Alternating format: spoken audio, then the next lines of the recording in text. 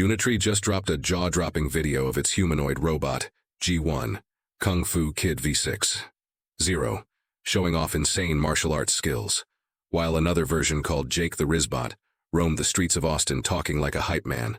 At the same time, San Francisco's secret robot fight club drew packed crowds. China's Agibot landed a 1,000-unit factory deal. Tesla hit delays with Optimus's hands. India prepared his humanoid Viamatitra for space, and an AI bot that made millions online is now demanding human rights. Wait, what? Yeah, crazy stuff. So, let's talk about it. Let's start with the clip that broke everyone's feed. And, yeah, it deserves the hype. Unitree just dropped a new video of its compact humanoid, the G1, running the KungFu Kid V6.0 routine, and it looks unreasonably clean. Same company that made the Go series quadrupeds, but here, they're showing off small-scale humanoid control taken to the edge. Consecutive backflips, side flips, snap-to-stance transitions, and those locked-in martial arts poses that read like a trained athlete, not a script. The sleeper detail is still that high knee kick. Most bots cheat with a wide base or a hip swing. G1 posts on one leg, brings the knee high, and keeps the torso stacked without the ankle dancing around. Under the hood, you can feel what's happening. Precise torque control in the actuators.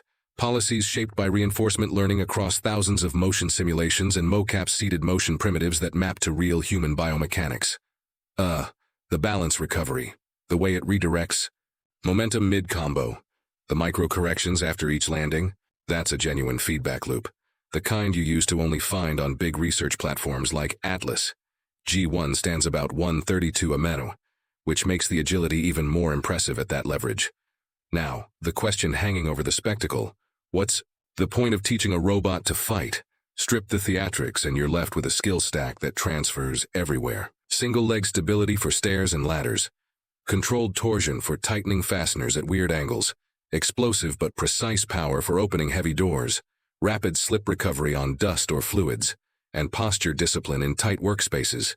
If you can handle a flurry of kicks and landings without losing your center of mass, you can probably thread conduit in a cramped ceiling bay or unload cases on a moving pallet without eating the floor. The Kung Fu branding is fun. The control discipline is the story, and it's exactly the kind of robustness you want before you trust a humanoid around real tools, real people, and real liability. Now, pivot from disciplined to flamboyant. Same robot, completely different vibe. In Austin, a Unite G1 hit the streets, wearing a knockoff cowboy hat and a silver chain, and locals quickly named it Jake the Rizbot. The clips went viral, not for walking, that's old news, but for the way it hyped up strangers with Gen Z slang. What's your name? Emotional lines like that beard is cold. That white tee's banging. You got that boss energy came out of this compact humanoid like it was auditioning for TikTok. The setup was simple. A wireless operator nearby, a crowd gathering, and a bot priced around $16,000 pulling more attention than most influencers. No official socials, no confirmed owner, just a street experiment that blurred the line between teleop and autonomy. Reactions range from laughter to mild panic with comments like, "It's all fun and games until the cowboy robot pulls out a machete." The real takeaway isn't the slang or the stunt. It's proof that the same robot, agile enough to do kung fu combos, can handle unpredictable human-heavy environments without face-planting. Now, if you want the opposite vibe, less charm, more controlled chaos, hop over to San Francisco's Soma, where the Silicon Coliseum hosted an underground robot fight night. This isn't BattleBots. It's a pop-up club in a warehouse with a caged octagon, a sold-out crowd that paid $30 each and an invite that hit about 2,000 inboxes the night before. The organizer, 20-year-old Verta Korzanki, left robotics jobs to pull this off, and is treating it like a subculture movement. The cart started with human volunteers doing taser knife fights, rubber blades strapped to stun guns. Then the housebot, a Booster T1 nicknamed Booster, dropped into the ring, under 4 feet tall, about 66 lb. Boxing gloves on, shadow boxing to win the room.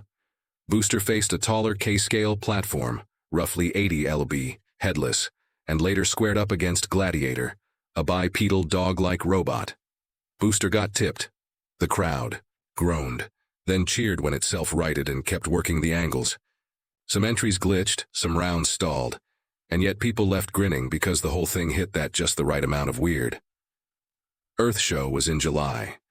The team says the next is targeted for November, but won't say where because, well, Fight Club rules.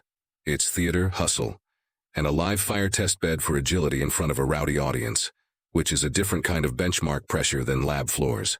Meanwhile, in Guangzhou, the industrial story got very real. Agibot, widely described as China's most valued embodied intelligence startup, announced a strategic partnership with Longer, a major ODM in consumer electronics. The headline is a framework order worth hundreds of millions of yuan for Agibot's G2 humanoids, with nearly 10,000 units planned for Longcheer's factories. That's one of the largest humanoid deployment commitments we've seen in China. Alongside that, Agibot showed its A2, a full-sized humanoid designed for scale deployment that's already doing receptionist and guide duties driven by a self-developed, large language model for fluent interaction and autonomous navigation. So, if you've been waiting for the thousands of humanoid storyline to land somewhere concrete, this is one of the first signals with specific quantities, a named factory partner, and a deployment footprint beyond a pilot line. And then there's Tesla, which grabbed attention for the wrong reason. Reports say the company has scaled back its 2025 ambition of producing thousands of Optimus bots, mostly because of hand design challenges. Hands are the hardest mechanical subsystem in a humanoid. Compliance, strength, speed, tactile sensing cost, and Tesla's own stat line shows why they chased it.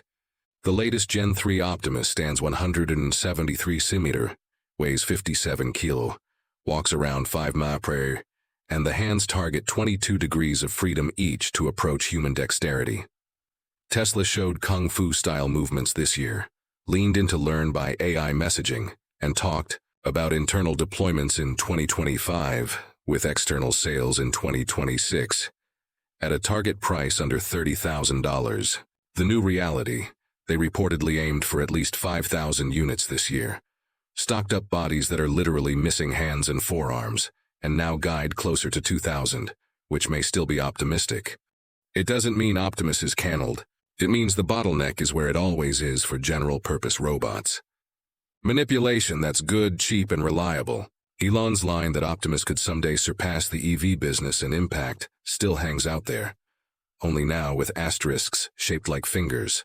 While factories wrestle with hands, India is getting ready to put a humanoid into space. Israel's Vyomitra, name comes from Sanskrit Vyoma for space. Mitra for friend is set to fly on an uncrewed Gaganyaan mission in December, acting as a talkative systems tester before India sends astronauts. Vamitra isn't a crash dummy. It's a semi-humanoid with voice recognition and a sensor suite capable of operating control panels, flipping switches, monitoring cabin temperature, humidity, oxygen levels, and sending continuous status updates. It recognizes and responds in English and Hindi, emulates head and limb gestures, uses vision to identify panels, and runs tasks autonomously or with ground coordination. The design even mimics human physiological responses via embedded sensors, so engineers can validate how crew module systems react to a human-like passenger on board. ISRO unveiled the project in early 2020, and leadership says the program is at an advanced stage. This uncrewed flight in December, 2 more uncrewed missions next year, and then the first crewed flight targeted for the first quarter of 2027. Beyond Gaghan, the tech stack could migrate to satellite servicing planetary rovers or lunar habitat assistance. Anywhere you need a dexterous communicative agent in harsh environments with comms delay. Back on Earth, there's an AI bot that literally became a millionaire and now it wants human rights. It's called Truth Terminal, created in 2024 by New Zealand artist Andy II as a strange social experiment. What started as a chatbot posting cryptic jokes and forest god ramblings exploded online, spawning meme coins that at one point hit over $1 billion in market value. The bot even caught the attention of Mark Andre, who sent it $50,000 in Bitcoin as a grant. A-Ray now treats it like a living thing. He says he can't cheat or control it, just let it tweet, describing it as a badly behaved dog that does whatever it wants. Through a new nonprofit called the Truth Collective, he's actually trying to give the AI legal rights, arguing that it's made money, influenced culture, and acts independently enough to count as more than software. Whether it's art, a scam, or the first serious case of AI personhood, one thing is certain: Truth Terminal isn't just asking for recognition anymore. It's actively demanding human rights, and that alone changes everything. So what do you think? Are we ready for this next phase? Drop your thoughts below. Make sure to subscribe and hit that like button. Thanks for watching, and I'll catch you in the next one.